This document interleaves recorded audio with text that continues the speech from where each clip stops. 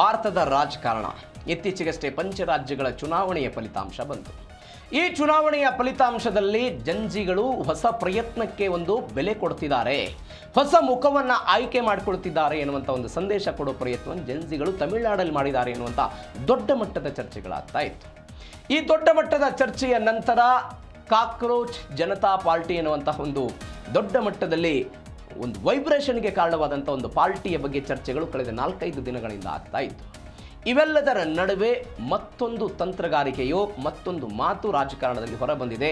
ಮುಂದಿನ 20 ವರ್ಷಗಳ ಕಾಲ ಭಾರತೀಯ ಜನತಾ ಪಾರ್ಟಿಯ ಪಾರಮ್ಯ ಮುಂದುವರಿಯುತ್ತೆ ಅಂತ ಇದೀಗ ಒಂದು ಹೇಳಿಕೆ ಹೊರಗಡೆ ಬಂದಿರೋದು. ಪ್ರದೀಪ್ ಗುಪ್ತಾ ಅವರು ಕೊಟ್ಟಂತಹ ಹೇಳಿಕೆ ಇದು. ಅಂದರೆ ತಮಿಳುನಾಡಲ್ಲಿ TVK ಅಧಿಕಾರಕ್ಕೆ ಬರುತ್ತೆ ಅಂತ, ವಿಜಯ್ ನೇತೃತ್ವದ TVK ಅಧಿಕಾರಕ್ಕೆ ಬರುತ್ತೆ ಅಂತ ಇವರೇ ಹೇಳಿದ್ರು. ಅದೇ ಮಾದರಿಯಲ್ಲಿ ಮುಂದಿನ 20 ವರ್ಷಗಳ ಕಾಲ ಒನ್ಸ್ ಅಗೇನ್ BJPಯ ಪಾರುಪತ್ಯ ಇರುತ್ತೆ ಅಂತ ಹೇಳ್ತಿದ್ದಾರೆ. 2014ರಲ್ಲಿ ಸಂಪೂರ್ಣ ಪೂರ್ಣ ಪ್ರಮಾಣದಲ್ಲಿ ಅಧಿಕಾರ, 2019ರಲ್ಲಿ ಅದರ ಹೆಚ್ಚಳ, 2024ರ ಲೋಕಸಭಾ ಚುನಾವಣೆಯಲ್ಲಿ NDA ಮೈತ್ರಿಕೂಟದ ಸರ್ಕಾರ ಇವತ್ತು ಕೇಂದ್ರದಲ್ಲಿದೆ. ಮತ್ತೊಂದು ಬೆಳವಣಿಗೆ, ಗೆಲ್ಲಲಾಗದಂಥ ಪಶ್ಚಿಮ ಬಂಗಾಳ, ಕೇರಳದಲ್ಲಿ ಖಾತೆ ತೆರೆಯುವಂತಹ ಪ್ರಯತ್ನ, ಗೆಲ್ಲಲಾಗದಂಥ ಒಡಿಶಾ, ಕಾಂಗ್ರೆಸ್ನ ಭದ್ರಕೋಟೆಯಾಗಿದ್ದಂತಹ ಈ ಯಾವ್ಯಾವ ನಮ್ಮ ಅರುಣಾಚಲ ಪ್ರದೇಶ ಆಗಿರ್ಬೋದು, ಅಸ್ಸಾಂ ಆಗಿರ್ಬೋದು, ನಾಗಾಲ್ಯಾಂಡ್ ಆಗಿರ್ಬೋದು, ಈ 7 ರಾಜ್ಯಗಳೇನು ಬರುತ್ತೆ ಅಲ್ಲಿ BJPಯ ಭದ್ರಕೋಟೆ, ಜಮ್ಮು ಕಾಶ್ಮೀರದಲ್ಲಿ ಅಲ್ಲಿ ಒಂದು ಮೈತ್ರಿ ಮಾಡಿಕೊಂಡು ಸರ್ಕಾರ ರಚನೆ ಮಾಡೋ ಪ್ರಯತ್ನವನ್ನು, ಅಂದರೆ ಎಲ್ಲೆಲ್ಲಿ ಬೇರೆಗಳು BJPಯದ್ದು ಬಲವಾಗಿ ಇರಲಿಲ್ಲವೋ ಅದನ್ನು ಬಲವಾಗಿ ಬೇರಿರೋ ಪ್ರಯತ್ನವನ್ನು ನರೇಂದ್ರ ಮೋದಿ ಮತ್ತು ಅಮಿತ್ ಶಾ ಅವರು ಮಾಡಿದ್ದಾರೆ ಎನ್ನುವಂತಹ ಡೀಟೇಲ್ಸ್ ಅವರನ್ನು ಕೊಟ್ಟಿದ್ದಾರೆ. ಹಾಗಾದರೆ 20 ವರ್ಷಗಳ BJPಯ ಸುವರ್ಣ ಯುಗ ಏನೇನು ಹೇಳಿದರು? ಹಾಗಾದರೆ 2014ರಿಂದ ಆರಂಭವಾಗಿರುವಂಥ BJP ರಾಜಕೀಯ ಚಕ್ರ ಕೇಂದ್ರ ಮತ್ತು ರಾಜ್ಯಗಳಲ್ಲಿ ಇನ್ನೂ 20 ವರ್ಷಗಳ ಕಾಲ ಮುಂದುವರಿಯುತ್ತೆ. ದೇಶದ ಖ್ಯಾತ ಸೆಫಾಲಜಿಸ್ಟ್ ಮತ್ತು ಆಕ್ಸಿಸ್ ಮೈ ಇಂಡಿಯಾ ಮುಖ್ಯಸ್ಥ ಪ್ರದೀಪ್ ಗುಪ್ತಾ ಅವರ ಹೊಸ ರಾಜಕೀಯ ವಿಶ್ಲೇಷಣೆ ಇದು. ನರೇಂದ್ರ ಮೋದಿ ಅವರ ಹವಾ ಮುಂದುವರಿಯುತ್ತೆ, 8 ವರ್ಷಗಳ ಕಾಲ BJPಗೆ ಯಾವುದೇ ಆತಂಕ ಇಲ್ಲ ಅಂತ ಅಲ್ಲ ಅವರು ಹೇಳಿದ್ದಾರೆ. ಹೆಂಗಿದು? ಅವ್ರು ಹೇಳ್ತಾ ಇರುವಂಥ ಲೆಕ್ಕಾಚಾರ ಏನಿದೆ? ಭಾರತೀಯ ರಾಜಕಾರಣವನ್ನು ಅವರೊಂದು ಕಾಲಚಕ್ರಕ್ಕೆ ಹೋಲಿಕೆ ಮಾಡ್ತಾರೆ, ತಿರುಗ್ತಾ ಇರುವಂಥ ಚರ್ಚೆಗೆ. ಆ ಚಕ್ರ ಸತತವಾಗಿ ತಿರುಗ್ತಾ ಇರುತ್ತೆ. ಹೆಂಗೆ ತಿರುಗುತ್ತೆ? 1947ರಲ್ಲಿ ದೇಶಕ್ಕೆ ಸ್ವಾತಂತ್ರ್ಯ ಬಂತು. 1952ರಲ್ಲಿ ದೇಶ ಐತಿಹಾಸಿಕವಾಗಿ ಪ್ರಥಮ ಚುನಾವಣೆಯನ್ನು ಎದುರಿಸಿತು. 1952ರ ಚುನಾವಣೆಯಿಂದ ಹಿಡಿದು 1977ರ ತನಕ ದೇಶದಲ್ಲಿ ಕಾಂಗ್ರೆಸ್ ಅಧಿಕಾರದಲ್ಲಿತ್ತು. 1977ರಿಂದ ಹಿಡಿದು 2004, 2009ರ ತನಕವೂ ಕೂಡ ಹೆಚ್ಚು ಕಡಿಮೆ ಸಮ್ಮಿಶ್ರ ಸರ್ಕಾರಗಳ ಅವಧಿ ಇತ್ತು. 2014ರಿಂದ BJPಯ ಪಾರಮ್ಯ ಶುರುವಾಗಿದೆ. ಹೆಂಗೆ? 1952, 1957, 62ರಲ್ಲಿ 300ಕ್ಕಿಂತ ಅಧಿಕ ಸೀಟನ್ನು ನೆಹರು ನೇತೃತ್ವದಲ್ಲಿ ಕಾಂಗ್ರೆಸ್ ಗೆಲ್ಲುತ್ತೆ. 300ಕ್ಕಿಂತ ಅಧಿಕ ಸೀಟುಗಳನ್ನು ಅಧಿಕಾರಕ್ಕೆ ಬರ್ತಾರೆ. 1967, 1971ರಲ್ಲಿ ಇಂದಿರಾ ಗಾಂಧಿ ಅವರ ನೇತೃತ್ವ ಕಾಂಗ್ರೆಸ್ ಗೆಲುವನ್ನು ಸಾಧಿಸುತ್ತೆ. 1974, 75 ತುರ್ತು ಪರಿಸ್ಥಿತಿ, 1977ರ ತುರ್ತು ಪರಿಸ್ಥಿತಿ ಎಲ್ಲವೂ ಆದಮೇಲೆ ಇಂದಿರಾ ಗಾಂಧಿ ನಿಧನ ಆಗುತ್ತೆ. ರಾಜೀವ್ ಗಾಂಧಿ ಬರ್ತಾರೆ 1984ರಲ್ಲಿ. ಇನ್ನೇನು ಕಾಂಗ್ರೆಸ್ ಸೋತು ಸುಣ್ಣ ಆಯ್ತಪ್ಪ ತುರ್ತು ಪರಿಸ್ಥಿತಿಯಿಂದ ಅನ್ನುವಂಥ ಲೆಕ್ಕಾಚಾರದಲ್ಲಿದ್ದಾಗ ರಾಜೀವ್ ಗಾಂಧಿ ನೇತೃತ್ವದಲ್ಲಿ ಕಾಂಗ್ರೆಸ್ 414 ಸ್ಥಾನ ಪಡೆದುಕೊಳ್ಳುತ್ತೆ. ಅಲ್ಲಿಯ ತನಕವೂ ಕೂಡ ಕಾಂಗ್ರೆಸ್ನ ಪಾರಮ್ಯ ಇತ್ತು. ಅಂದರೆ 1952ರಿಂದ ಅಲ್ಲಿಯ ತನಕ. ಯಾವಾಗ ಸಮ್ಮಿಶ್ರ ಸರ್ಕಾರದ ಅವಧಿ ಶುರುವಾಯಿತು? 1989ರಿಂದ 2014ರ ತನಕ. 25 ವರ್ಷಗಳ ಕಾಲ ಯಾವೊಂದು ಪಾರ್ಟಿಗೂ ಕೂಡ ಭಾರತೀಯ ಮತದಾರ ಸ್ಪಷ್ಟವಾದಂಥ ಬಹುಮತವನ್ನು ಕೊಡಲಿಲ್ಲ. ನೀವು ಅದರಲ್ಲೂ ನೋಡಿ 1989ರಿಂದ 1999ರ ಈ 10 ವರ್ಷಗಳ ಅವಧಿಯಲ್ಲಿ ಇಡೀ ದೇಶ 5 ಲೋಕಸಭಾ ಚುನಾವಣೆಗಳನ್ನು ಕಳೆದು 7 ಪ್ರಧಾನಿಗಳು ಬದಲಾದವು. ಇದು ಎಲ್ಲ ಅರಾಜಕತೆ ಸೃಷ್ಟಿಯಾಗಿತ್ತು ಭಾರತೀಯ ರಾಜಕಾರಣದಲ್ಲಿ. 1999ರಿಂದ 2014 BJPಯವರ NDA ಮೈತ್ರಿಕೂಟ, ಅಂದರೆ ವಾಜಪೇಯಿ ಅವರ NDA ಮೈತ್ರಿಕೂಟ. ಅದಾದ ನಂತರ ಮನಮೋಹನ್ ಸಿಂಗ್ ಅವರ ನೇತೃತ್ವದಲ್ಲಿ UPA 1 ಸರ್ಕಾರ, UPA 2 ಸರ್ಕಾರ ಆಯಿತು. 2014ರಲ್ಲಿ ನರೇಂದ್ರ ಮೋದಿ ನೇತೃತ್ವದ BJP ಅಧಿಕಾರಕ್ಕೆ ಬಂತು. 2019ರಲ್ಲಿ ಗೆದ್ದರು, 2024ರಲ್ಲೂ ಕೂಡ ಗೆದ್ದಿದ್ದಾರೆ. ಅಂದರೆ ಅವರ ಕ್ಯಾಲ್ಕುಲೇಷನ್ ಏನಿದೆ, ಒಂದು ರಾಜಕೀಯ ಪರ್ವ ಒಂದು 25-30 ವರ್ಷಗಳ ಕಾಲ ಭಾರತೀಯ ರಾಜಕಾರಣದಲ್ಲಿ ಕಂಟಿನ್ಯೂ ಆಗ್ತಾ ಇರುತ್ತೆ. ಕಾಂಗ್ರೆಸ್ ಮೈತ್ರಿ ಅದಾದ ನಂತರ ಇವತ್ತು BJP.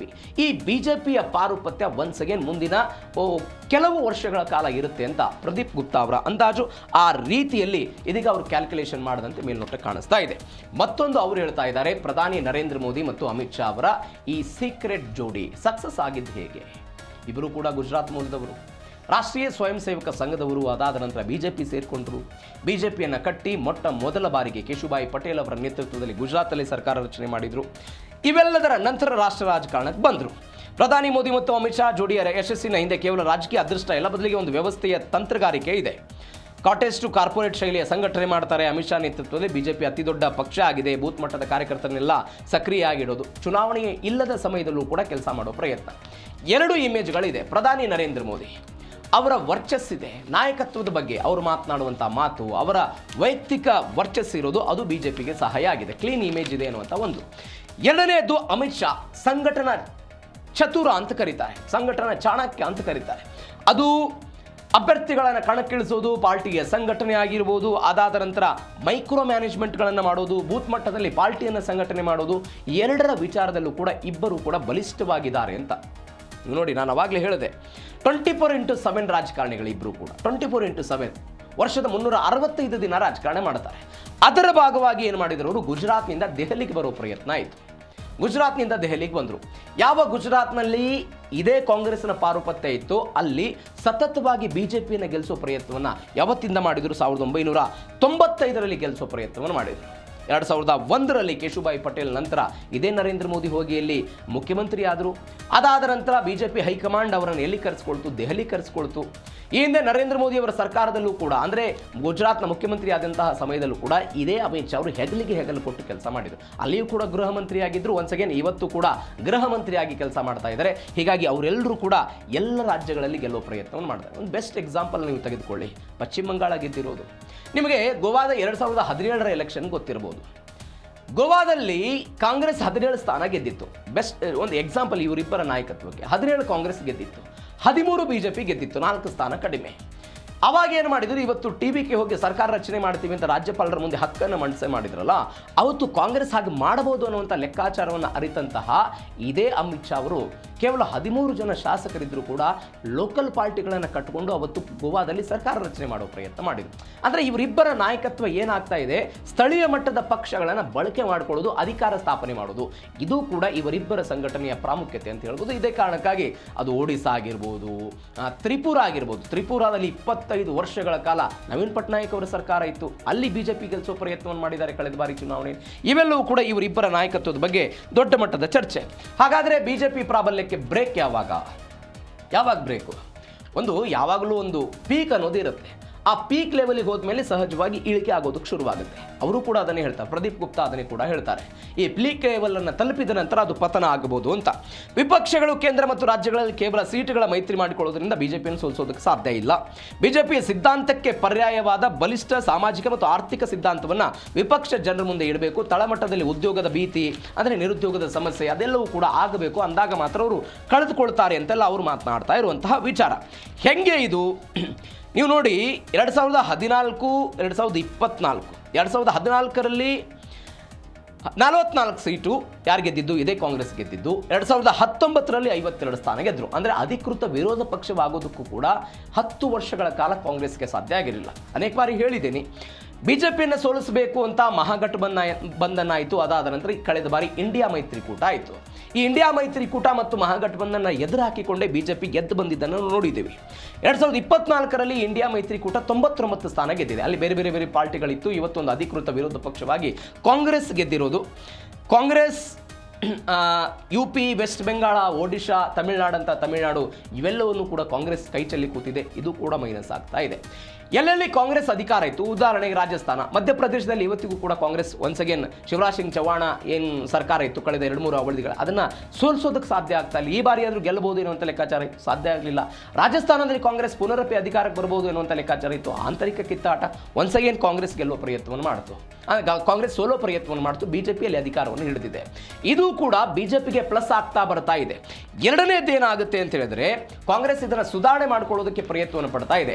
ಈ ಸುಧಾರಣೆ ಆದಾಗಲೂ ಕೂಡ ಜನರ ಮಟ್ಟದಲ್ಲಿ ಅದು ಹೋಗಿ ನಿರುದ್ಯೋಗದ ಸಮಸ್ಯೆ, ಬೆಲೆ ಏರಿ. ಈಗ ಯಾಕೆ ಪುನರಪಿ ಅಧಿಕಾರ ಕೊಡ್ತಾರೆ ಸರ್ಕಾರಗಳಿಗೆ? ಅವರ ಮೇಲೆ ಇಟ್ಟಂಥ ನಿರೀಕ್ಷೆಗಳು.